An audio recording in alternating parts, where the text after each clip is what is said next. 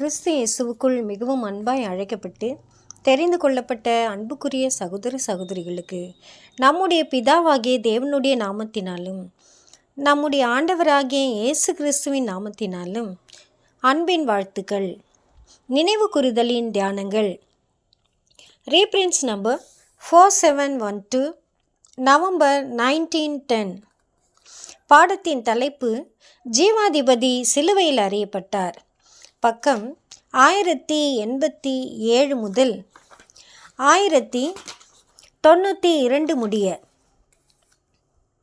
ஆதார வசனம் மத்தேயு எழுதின சுவிசேஷம் 27வது அதிகாரம் 33 முதல் 50 வசனங்கள் முடிய. நம்முடைய மீறுதல்களின் நிமித்தம் அவர் காயப்பட்டு நம்முடைய அக்கிரமங்களின் நிமித்தம் அவர் நொறுக்கப்பட்டார். ஏசாயா 53வது அதிகாரம் 5வது வசனம். இயேசு கைது செய்யப்பட்ட கொஞ்ச நேரத்திலேயே அவருடைய விசாரணை ஆரம்பித்தது. ஆனால் நியாய பிரமாணத்தின்படி மரண தீர்ப்பானது காலை வேளையிலேயே அளிக்கப்பட வேண்டும் என்றிருப்பதினால் காலையில் ஆலோசனை சங்கத்தார் கடமைக்காக கூட்டம் கூடி முந்தின இரவில் பிரதான ஆசாரியனால் கொடுக்கப்பட்ட தீர்ப்பை உறுதிப்படுத்தினார்கள். அதாவது சிருஷ்டிகரினால் நீண்ட காலமாய் வாக்களிக்கப்பட்டிருந்த திட்டத்தின்படி இயேசு தாம் பூமிக்கு வந்ததாகவும் தாம் உலகத்தையும் இஸ்ரேலர்களையும் மரண தண்டனையினின்று மீட்கப் போகிறதாகவும் பின்னர் தேவனுடைய ஏற்ற வேளையில் பூமியின் குடிகள் மற்றும் இஸ்ரேலர்களுக்கான ஆசீர்வாதத்திற்கென தாம் மேசியாவின் ராஜ்யத்தை ஸ்தாபிக்கப் போவதாகவும் அறிவித்தபடியால் இயேசு சிருஷ்டிகருக்கு எதிராக தூஷணம் பேசியுள்ளார் என்று பிரதான ஆசாரியனால் கொடுக்கப்பட்ட தீர்ப்பை ஆலோசனை சங்கத்தார் உறுதிப்படுத்தினார்கள். இயேசு 5 நாளுக்கு முன்பு கழுதையின் மீது ஏறி வந்தபோது ஓசன்னா, தாவீதின் குமாரனுக்கு ஓசன்னா என்று ஆரவாரித்த ஜனங்கள் மீண்டுமாக இயேசுவை ராஜாவாக நியமிக்க பிரயாசம் எடுப்பதற்கு முன்பாக எல்லாம் முடிந்துவிட வேண்டும் என்ற எண்ணத்தில் ஆசாரியர்கள் மற்றும் சங்கத்தார் வேகமாக செயல்பட்டார்கள். பஸ்கா வாரத்தில் எந்த மரண தண்டனையும் நிறைவேற்ற முடியாது. ஒருவேளை இயேசு கொல்லப்படாமல் கைதியாக வைக்கப்பட்டிருப்பாரானால் அடுத்த கட்டமாக இயேசுவுக்கோ அல்லது தங்களுக்கோ என்ன சம்பவிக்கும் என்பதை அவர்கள் தெரிய முடியாத நிலையில் காணப்பட்டார்கள். ஆகவே அவர்கள் தங்கள் திட்டத்தை நிறைவேற்றுவதற்கு சில மணி நேரங்களையே பெற்றிருந்தார்கள். மேலும் தங்களுடைய இந்த திட்டத்தின் வாயிலாக அவர்களால் வஞ்சகன் போல் பார்க்கப்படுபவரும் தங்களுக்கும் ரோம அரசாங்கத்திற்கும் இடையே பிரச்சனை உண்டாக்குவதற்கு ஏதுவாய் இருப்பவரும் ஆகிய இயேசுவை தங்கள் நாட்டிலிருந்து ஒழித்து கட்டிவிடலாம் என்று நம்பினார்கள். ஆலோசனை சங்கத்தார் தங்களுடைய மத சம்பந்தமான விஷயங்களில் ஜனங்களை நியாயத்திற்கு அதிகாரம் பெற்றிருந்தாலும் அவர்கள் மரண தண்டனை விதிப்பதற்கு தடை விதிக்கப்பட்டிருந்தனர். ஆகவே இயேசுவை ஆலோசனை சங்கத்தார் முன்பு குற்றவாளி என நிரூபித்த பிற்பாடு அவரை ரோம தேசாதிபதியாகிய பிலாத்துவுக்கு முன்பு அழைத்து சென்று நிறுத்துவது அவசியமாயிருந்தது. மரண தண்டனை வழங்குவதற்கு பிலாத்து தேவதூஷணம் என்னும் குற்றச்சாட்டை ஒரு பொருட்டாக எடுத்துக்கொள்ள மாட்டார் என்று அறிந்திருந்த அவர்கள் பிலாத்துவுக்கு முன்பு முற்றிலும் மாறான குற்றச்சாட்டை இயேசுவுக்கு எதிராக வைத்தார்கள். அதாவது இயேசு ஒரு கலகவாதி என்றும் பிரச்சனைகளை தூண்டி விடுபவர் என்றும் இயேசு தம்மை ராஜாவாக அறிவித்தார் என்றும் இயேசுவை சுதந்திரமாய் விட்டு வைப்பது என்பது ரோம சாம்ராஜ்யத்தின் நலனுக்கடுத்த விஷயங்களுக்கு தீமை விளைவிக்கக்கூடியதாக இருக்கும் என்றும் உள்ள குற்றச்சாட்டுகளை முன்வைத்தார்கள்.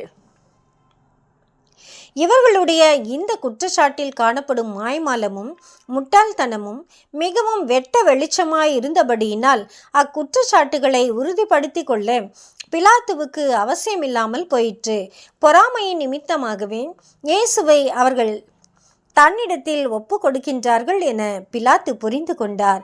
ஏனெனில் பிரதான ஆசாரியர்கள் மற்றும் வேத பாரகர்கள் பொது ஜனங்கள் மத்தியில் கொண்டிருக்கும் செல்வாக்கை காட்டிலும் இயேசுவுக்கும் அவருடைய போதனைகளுக்கும் அதிக செல்வாக்கு காணப்பட்டது என பிலாத்து உணர்ந்து கொண்டார்.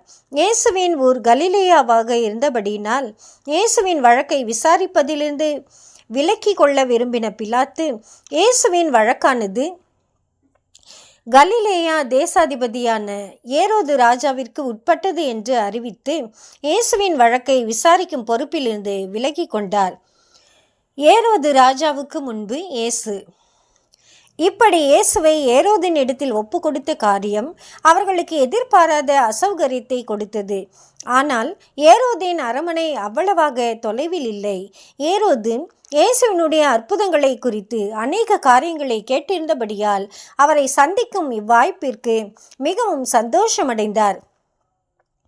ஏரோது போதகரின் கம்பீரமான தோற்றத்தை பார்த்து அவரில் தூய்மையையும் சாந்தத்தையும் பெருந்தன்மையையும் கண்டு உணர்ந்தபோது இப்படிப்பட்ட ஒரு நபர் கலகவாதி என்றும் தேசத்தின் சமாதானத்தினுடைய நலனுக்கடுத்த விஷயங்களுக்கு ஆபத்தான மனுஷன் என்றும் குற்றச்சாட்டப்படுவது ஏரோதுக்கு கொஞ்சம் கேலியாகவே தோன்றியிருந்திருக்கும்.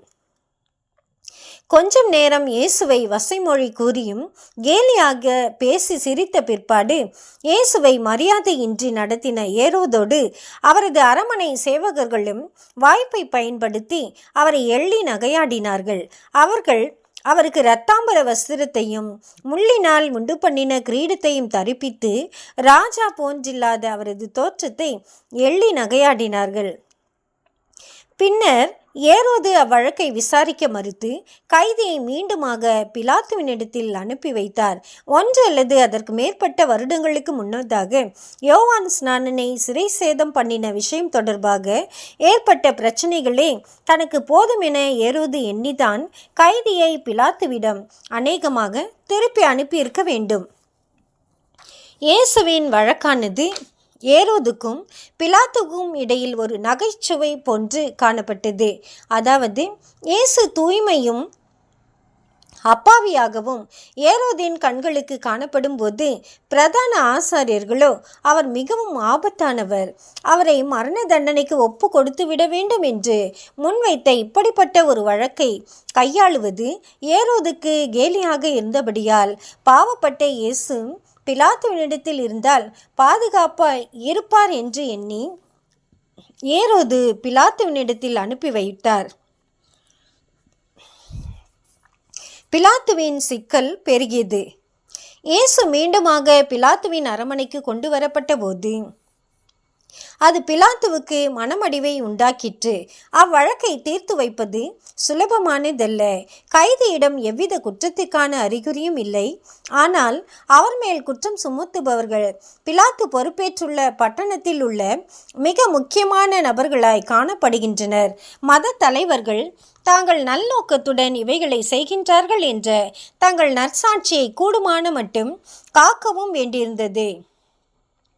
மற்றும் நீதியின் போர்வையின் கீழ் குற்றமற்ற தங்களுடைய கைதியை கொலை செய்ய வேண்டும் என்றிருந்தார்கள். மதம் அவளுடைய ஆதரவாளர்களால் உலகத்தில் எல்லா காலகட்டங்களிலும் தவறாய் காட்டப்படுவது எத்துணை பரிதாபத்திற்குரியதாய் காணப்படுகின்றது. இங்கு நமக்கு ஒரு படிப்பினை உள்ளது. அதென்னவெனில், நாம் பொல்லாப்பிற்குரிய தவறுகளில் விழுந்து விடாதபடிக்கு, அதாவது மற்றவருடைய உரிமைகளை எதிர்ப்பதின் மூலம் தேவனுக்கு எதிராக நிற்காதபடிக்கு நாம் நம்முடைய இருதயத்தின் நோக்கங்களையும் எண்ணங்களையும் ஆராய்ந்து பார்க்க வேண்டும் என்பதே ஆகும்.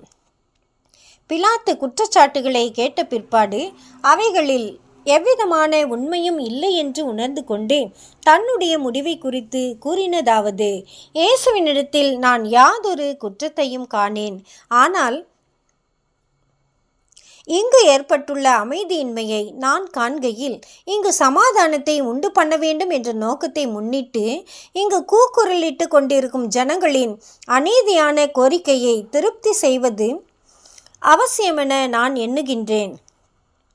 இக்கைதி தண்டனைக்கு பாத்திரவான் அல்ல என்று நான் ஒப்புக்கொள்கின்ற போதிலும் இக்கைதியை வாரினால் அடிக்க நான் உத்தரவு இடுகின்றேன். இக்கைதியின் நலன் கருதியும் பட்டணத்தின் சமாதானத்தினுடைய நலன் கருதியுமே தான் இக்கைதியை வாரினால் அடிக்க நான் ஒப்பு கொடுக்கின்றேன். ஏனெனில் ஜனங்கள் திருப்திப்படுத்தப்படும் போது இயேசுவின் ஜீவனும் தப்புவிக்கப்படும். அரசியல் தீர்ப்புகளை பொறுத்தமட்டில் இது மிகவும் நியாயமான தீர்ப்பாகும். பூரணமற்ற சூழ்நிலைகளில் மெய்யான முழுமையான நீதி வழங்கப்படுவது கூடாத காரியம் என்று நீதிமன்றத்தின் நீதிபதிகள் கூட அங்கீகரிக்கின்றனர். ஆனால் இயேசுவுக்கு மரண தண்டனை இல்லாமல் வேறெந்த தண்டனை அளிக்கப்பட்டாலும் அதில் மத அதிகாரிகள் திருப்தி அடைவதாக இல்லை. அவரை சிலுவையில் அறையும் என்று கூக்குரல் இடும்படிக்கு மக்கள் கூட்டத்தார் தூண்டிவிடப்பட்டனர். இப்படிப்பட்ட ஒரு குற்றமற்ற மனுஷனுக்கு எதிராக இப்படியானதொரு வெறி எழும்பி இருப்பதை பிலாத்துவுக்கு புரிந்து கொள்ள கடினமாக இருந்தது. ஆகவேதான் ஏன் என்ன பொல்லாப்பு செய்தார் என்று பிலாத்து வினவினார். ஆனால் அவரை சிலுவையில் அறையும் என்பதே பதிலாக வந்தது. அந்தோ பரிதாபம்! மனிதனுடைய சீற்றம் எவ்வளவாக அவனுடைய கண்களிலிருந்து நீதியின் கொள்கை அனைத்தையும் மறைத்து விடுகின்றது. மேலும் பிலாத்துவின் குழப்பத்தை இன்னும் பெருக பண்ணும் விதமாக அவருடைய மனைவி இயேசுவாகிய நீதிமானுக்கு ஒன்றும் பொல்லாப்பு செய்யக்கூடாது என்றும் இயேசு தொடர்பான ஒரு பயங்கரமான சொப்பனத்தை கண்டேன் என்றும் கூறி செய்தி அனுப்பி வைத்தாள். கடைசி பிரயாசமாக ஜனக்கூட்டம் அனைவரும் இயேசுவை காணத்தக்கதாக இயேசுவை ஓர் உயரமான இடத்தில் கொண்டு வந்து பிலாத்து நிறுத்தி அவர்களை நோக்கி, இதோ இந்த மனுஷன் என்று உரத்த சத்தத்தில் கூறினார். அதாவது, நீங்கள் சிலுவையில் அறைய வேண்டும் என்று விரும்புகின்ற இம்மனுஷனுடைய அம்சங்களை பாருங்கள். உங்கள் இனத்திலும் சரி, வேறு எந்த இனத்திலும் சரி, எவரிடத்திலும் காணப்படாத ராஜாவுக்குரிய அம்சங்களை இவரிடத்தில் அதிகமாய் காணப்படுவதை கொஞ்சம் கவனித்து பாருங்கள். உங்கள் இனத்திலேயே காணப்படும் மிக சிறந்த அம்சங்களுடைய இவரை நீங்கள் சிலுவையில் அறையப் போகின்றீர்களா? கொஞ்சம் யோசித்து பாருங்கள். நியாயமாய் நடந்து கொள்ளுங்கள். இதோ இந்த மனுஷன்.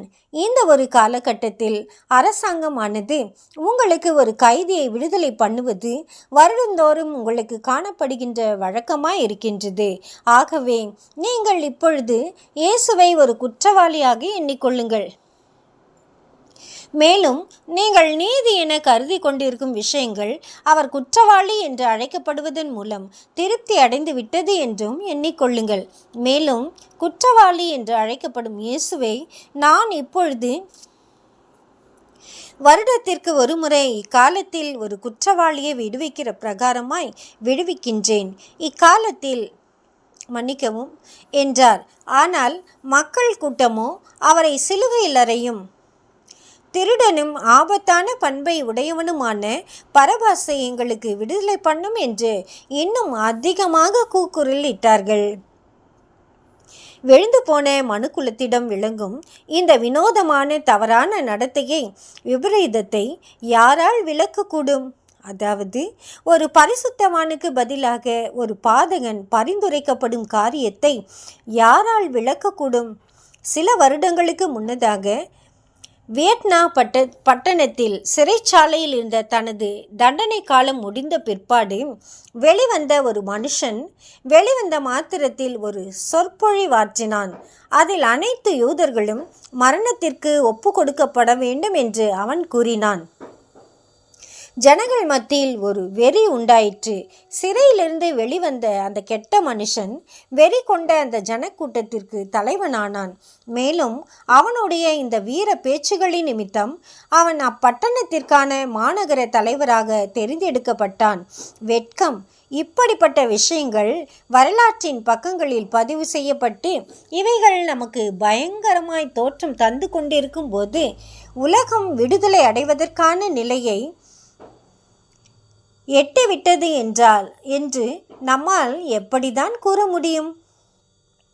உலகம் விடுதலை பெற்று கொள்ளுவதற்கு ஏதுவான நிலையில் இராமல் உலகத்திற்கு தேவன் அருளுவேன் என்று சொல்லியுள்ள ஒரு பலமுள்ள ஏகாதிபத்திய அரசாங்கம் தேவைப்படுகின்றது. அதாவது, எல்லா தவறுகளை கீழாக்கி போடுவதற்கும் கீழ்ப்படுத்துவதற்கும் பலமுள்ளதாகவும் ஒவ்வொரு சரியான காரியங்களை சீர்தூக்குவதற்கு பலமுள்ளதாகவும் காணப்படும் தேவனுடைய அருமையான குமாரனுடைய ராஜ்யத்தை அருளுவேன் என்று தேவன் கூறும் அரசாங்கமே உலகத்திற்கு அவசியமாய் உள்ளது. நேர் ராயனுக்கு நண்பனல்ல. யூத மத தலைவர்கள் மதிநுட்பம் உடையவர்களாக காணப்பட்டார்கள். ரோமுக்கு எதிரான துரோகம் என்பது மிக பயங்கரமான குற்றச்சாட்டுகளில் ஒன்று என அவர்கள் நன்கு அறிந்திருந்தார்கள். மேலும் இயேசு தம்மை ராஜாவாக அறிவித்துள்ள காரியமானது அவரை சிலுவையில் அறைந்து போடுவதற்கு வற்புறுத்தத்தக்கதாக அவர்கள் கையில் ஆயுதமாக விளங்கிற்று.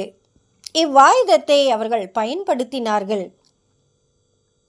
மேலும் பிலாத்து கைதியை விடுதலை பண்ணினால் தாங்கள் பிலாத்துவை குறித்து சக்கரவர்த்தியிடம் சென்று புகார் செய்ய நேரிடும் என்று வலியுறுத்தினார்கள். இப்படியான காரியங்களை ரோம அரசாங்கத்திடம் விவரிப்பது கடினமாயிருக்கும் என்றும், ரோம அரசாங்கம் தாங்கள் ஆளுகை செய்யும் பகுதியில் கலகம் வெடிக்க அனுமதிப்பதை விட ஒரு மனுஷன் சாவது நலமாயிருக்கும் என்று ரோம அரசாங்கமும் காய்பாவினுடைய முடிவை ஒப்புக்கொள்ளும் என்றும் பிலாத்து நன்கு அறிந்திருந்தார். இப்படியான நிர்பந்தத்தின் கீழ் வற்புறுத்தப்பட்ட பிலாத்து இறுதியில் சம்மதித்து மரண தண்டனைக்கான காரியங்களை எழுதினான். ஆனால் இப்படி எழுதுவதற்கு முன்பு பிலாத்து தண்ணீர் உள்ள ஒரு பாத்திரத்தை கொண்டு வர சொல்லி, இந்த நீதிமானுடைய இரத்த பழிக்கு நான் காரணமல்ல என்று கூறிய வண்ணம் ஜனங்களுடைய பார்வைக்கு முன் தனது கைகளை கழுவினான். தண்டனை தீர்ப்பு நிறைவேற்றுவதற்கான பணிகள் நடந்து கொண்டிருந்தது. போர் சேவகர்களுக்கு ஏற்கனவே 2 கள்வர்களை சிலுவையில் அறைய வேண்டியிருந்தபடியினால் இப்பொழுது இன்னும் ஒரு சிலுவையை எண்ணிக்கையில் சேர்த்து கொண்டார்கள். ஊர்வலம் மண்டை ஓட்டின் வடிவில் இருக்கும் மலைப்பகுதியாகிய கொல்கொதாவை நோக்கி பயணத்தை தொடங்கினது. கொல்கொதா என்பது மண்டை ஓட்டு ஸ்தலம் என்னும் அர்த்தத்தை கொடுக்கின்றதா இருக்கின்றது. இது பட்டணத்திற்கு வடக்கில் மதிலுக்கு வெளியே காணப்படுகின்றது. சமீபத்தில் அங்கு கட்டி எழுப்பப்பட்டிருக்கின்றதான புதிய கட்டிடங்களும் மதிலும் பார்வையாளர்களுக்கு முன்பிருந்த மண்டையோட்டு தோற்றத்தை பார்க்க முடியாமல் செய்துவிட்டது. சட்டத்தின்படி ஒவ்வொரு குற்றவாளியினுடைய குற்றச்சாட்டுகள் பலகையில் பொறிக்கப்பட்டு சிலுவையில் கைதியின் தலைக்கு மேல் தொங்கவிடப்பட்டிருந்தது. போதகரின் தலையின் மேல் இயேசு யூதர்களுடைய ராஜா என்ற அவருடைய குற்றச்சாட்டு எழுதப்பட்டிருந்தது. சாத்தானும் அவனால் வஞ்சிக்கப்பட்டவர்களும் ஒரு வழியாக இயேசுவை ஒழித்து கட்டிவிட்டோம் என்று எண்ணி இருந்திருப்பார்கள் என்பதில் உறுதியே. இயேசு தம்மை தேவனுடைய குமாரன் என்று அறிவித்த விஷயங்கள் குறித்து ஆசாரியர்களும் மூப்பர்களும் இகழ்ந்து பேசினார்கள். மேலும் ஒருவேளை இயேசு உண்மையாகவே தேவனுடைய குமாரனாக இருப்பாரானால் சிலுவையிலிருந்து கீழே இறங்கி வருவதன் மூலம் அதை நிரூபித்து காட்டும் என்றும் கூறிக்கொண்டிருந்தார்கள். அவர்களுக்கு உண்மை எதுவும் தெரியவில்லை. அதாவது இயேசு மத்தியஸ்தராக காணப்பட போகும் புதிய உடன்படிக்கையினுடைய நிபந்தனையின் கீழ் மனுக்குலம் முழுவதையும் முழுமையான பூர்ணத்திற்கும் ஜீவனுக்கும் திரும்பி கொண்டு வரத்தக்கதாக தம்முடைய மகிமையான ராஜ்யத்தில் அதிகாரத்தை பெற்றுக்கொள்வதற்கு தாம் மனுஷனுடைய பாவத்திற்காக மரிக்க வேண்டும் என்பதின் அவசியம் குறித்துள்ள உண்மை எதுவும் அவர்களுக்கு தெரியவில்லை. எரேமியா 31 அதிகாரம் 31 வசனம். 6 மணி வேளையாயிருந்த மதிய நேரத்தின் போது காரிருள் 3 மணி நேரம் பூமியை நிரப்பி கொண்டது. அப்போது இயேசு, என் தேவனே, என் தேவனே, ஏன் என்னை கைவிட்டீர் என்று கூறி மரித்தார்.